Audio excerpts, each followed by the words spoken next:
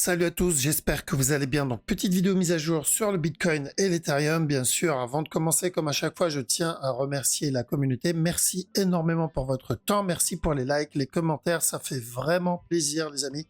N'hésitez pas à me suivre sur Twitter. Vous avez le lien dans la description. Et sans plus tarder, on va attaquer la vidéo. Let's go.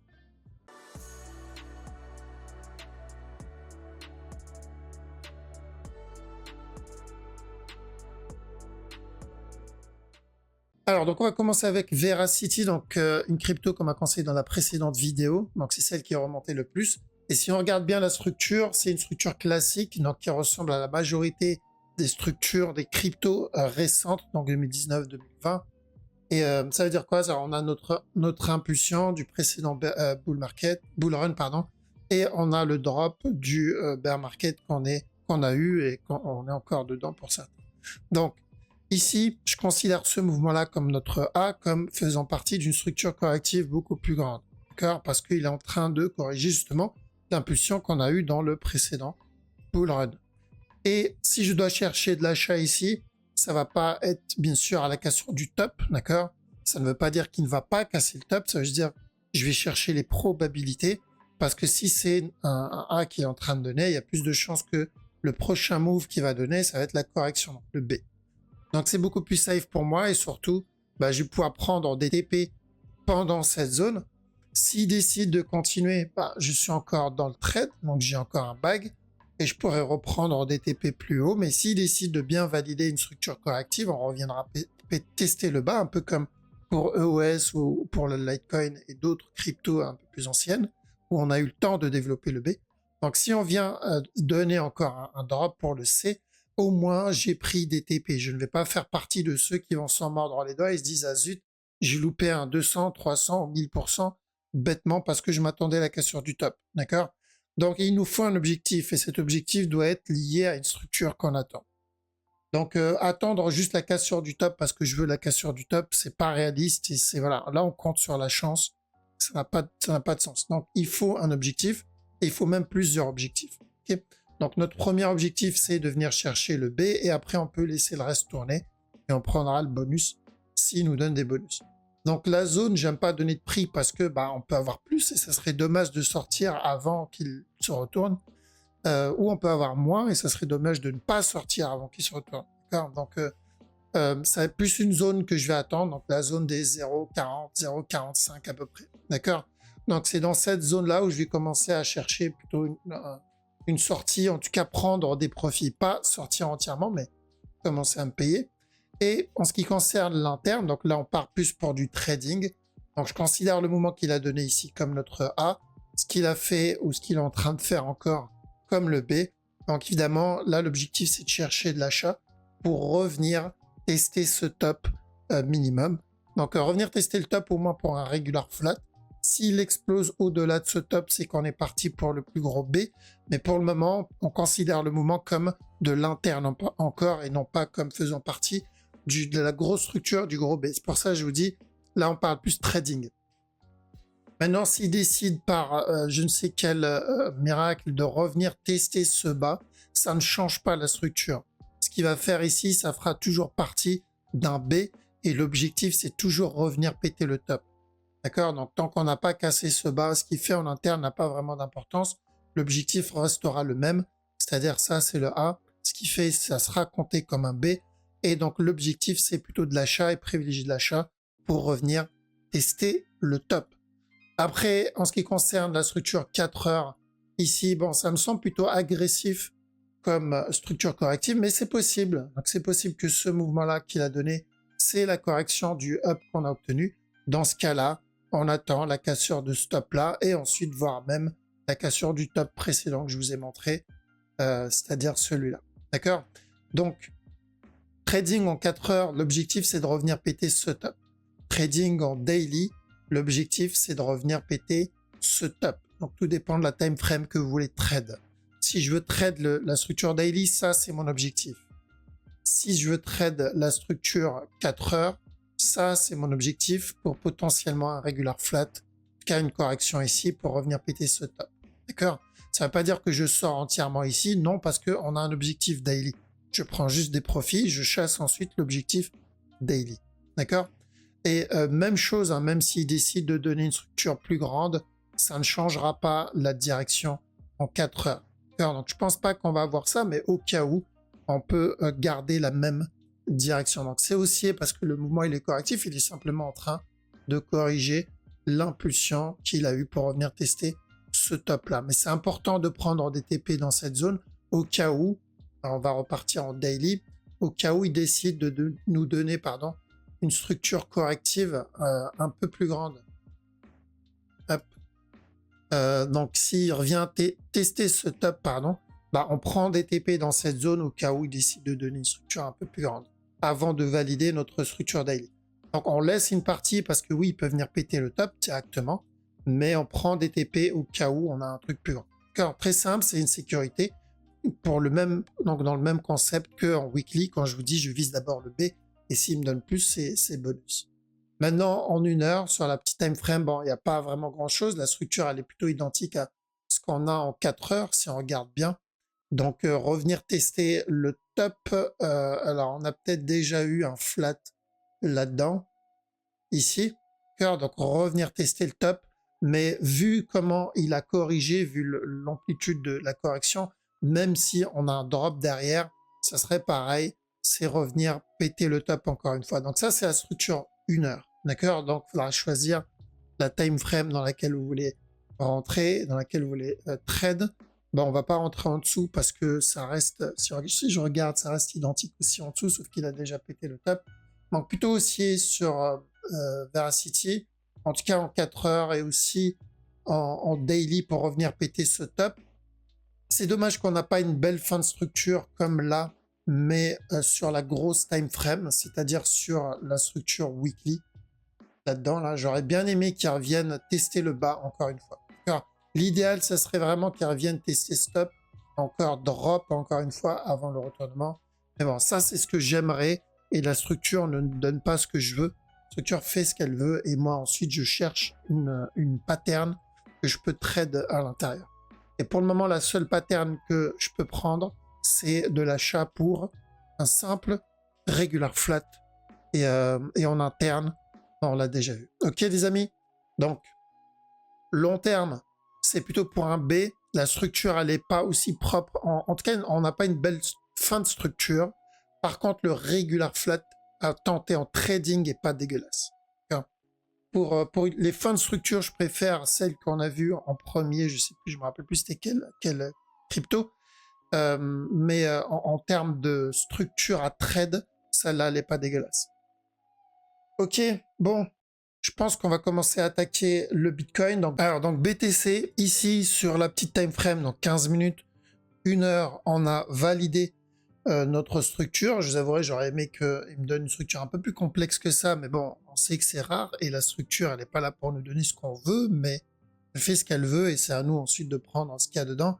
Donc on cherchait, quand on était dans cette zone, on cherchait de l'achat, donc un buy, et ensuite de la vente pour revenir péter ce bas-là. D'accord? Donc ça, c'était la première partie qu'on a obtenue. On a bien eu le buy, on a bien eu le drop qui a bien cassé ce bas.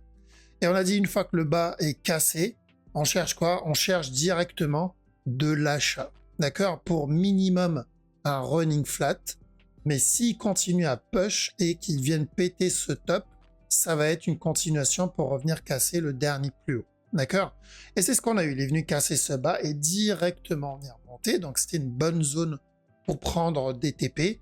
Et là, il continue, il pète le top et on est venu péter le dernier top. D'accord? Donc, on cherchait encore de l'achat à chaque nouveau plus bas. Pourquoi? Parce que sur la structure 1 heure, donc ici, on savait que le mouvement qui était en train de nous donner, c'était juste une correction. Une fois la correction terminée, c'était encore aussi. Pour ça, on tentait les buy setup, même si c'était pour de l'interne. L'objectif, c'était le gros mouvement. Donc, maintenant qu'on a cassé le top, donc si on est encore dedans, ça va être une bonne zone pour prendre des TP parce que les phases, c'est toujours ça. Ça va être la phase où il se passe rien et ensuite la phase où on doit attendre. Donc, pendant qu'il se passe rien, on doit attendre un setup, donc l'attente de setup. Une fois qu'on a notre setup, là, on est dans la phase recherche de point d'entrée. Une fois qu'on a notre point d'entrée et qu'on valide notre direction, on est dans la phase prise de profit. Et donc, on revient dans cette phase pour ceux qui ne sont pas encore dedans. D'accord? Donc, dans la phase attente. Donc, ceux qui sont dedans, ils sont dans cette phase de TP. Donc, c'est important de prendre des TP ici et de laisser une partie en tout cas qui tourne. Et ceux qui n'ont pas pu rentrer dedans, bah, il va falloir attendre un autre setup. D'accord? Donc, on a eu celui-là où on a pu prendre le buy. Ensuite, on a eu ce petit drop ici où on tentait les buy setup à chaque nœud plus bas. Donc maintenant, il va falloir attendre un autre move. Donc tant que ce bas n'est pas cassé, il n'y a pas vraiment de raison de chercher de la vente sur la structure 1 heure, 4 heures. C'est encore aussi. D'accord? Donc ça va être à partir de maintenant des petits buys qu'il va falloir tenter. Du 5 minutes, 15 minutes, ça va être compliqué pour le moment. Mais je pense en dessous de 15 minutes. Mais actuellement, on n'a rien. On est juste sur cette impulsion. Et c'est juste notre zone de TP pour ceux qui ont pris la structure corrective ici, d'accord? Donc stand-by sur le Bitcoin pour ceux qui ne sont pas dedans, ceux qui sont dedans, attention à bien TP sur ce move. ETH, ça va être la même chose. Si vous vous rappelez, on cherchait un running, hein, tout simplement. On avait dit que ça c'était notre A, ça c'était notre B.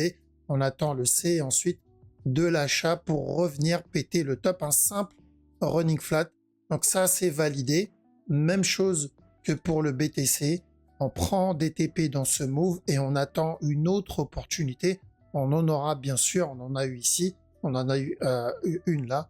Donc, il y en aura d'autres, ça c'est pas un problème. La bonne nouvelle avec ETH, c'est que on reprend énormément de momentum sur la structure daily, voire même weekly. La structure qui a commencé corrective, maintenant elle devient clairement impulsive. Donc les probabilités que ce mouvement-là soit une correction, c'est-à-dire soit la même chose que ça, voilà, ça reste maintenant plutôt faible. Donc, parce que si c'est une correction, ça veut dire qu'on pourrait avoir un nouveau plus bas. Maintenant, il y a peu de chances que ce soit une correction. Donc, il y a peu de chances qu'on vienne qu'ils viennent nous donner un nouveau plus bas. En tout cas, pas pour tout de suite. OK? Donc, on attend encore une autre opportunité, un autre setup. On en aura. On a eu celui-là. On a eu ce running-là. Donc, si on en a un autre, on en profitera. Mais pour le moment, il n'y en a pas. C'est une zone de prise de profit. Il y a le BNB aussi. Donc, qui a validé notre buy ici. On avait dit de chercher de l'achat. L'objectif, c'était de revenir péter ce top pour la structure daily. Félicitations à tous ceux qui ont réussi à le prendre au plus bas, d'accord? Parce qu'on cherchait de l'achat ici pour revenir péter le top. Il y en a beaucoup qui ne voulaient pas y croire parce qu'il y avait à ce moment-là beaucoup de drama avec Binance. Mais la structure indiquait autre chose, d'accord? La structure, elle indiqué qu'elle voulait valider encore un autre push, c'était correctif. Donc ça, c'est fait. On est donc dans la phase où, si on est rentré là, on est rentré là, ou on est rentré là, peu importe, c'est la phase où il va falloir se TP ici, en tout cas, prendre une partie des profits, une bonne partie des profits, et on surveille le reste, parce que c'est où il va valider directement le regular flat. Je remets la flèche, d'accord? Cette flèche, elle est là depuis le dernier plus bas. On l'avait mis là au départ, on a eu un mouvement correctif et on a dit attention, on peut l'avoir tard, donc ça fait quasiment 1 an ou 2 qu'on l'a, même 2 ans qu'on l'a. Donc l'objectif final, c'est toujours revenir péter le top, parce que BNB, ça a été la seule ou l'une des rares structures correctives propres avec un beau A, un B et un C. Donc la direction, c'est toujours revenir péter le top. Mais je ne peux pas ignorer la possibilité d'un regular flat. Donc c'est où il push et il vient directement nous donner la structure daily, où il valide un regular flat d'abord et ensuite il nous donne la structure daily. J'y crois un peu moins à ça, mais je dois faire attention, d'accord? Je ne dois pas trade par rapport à ce que je veux, mais par rapport à ce qui est possible. Et ensuite, je me protège de cette possibilité. Donc on est dans le buy, c'est très bien, on est rentré à un excellent prix, on est rentré dans cette zone. C'est difficile de faire meilleur que ça, sauf par chance.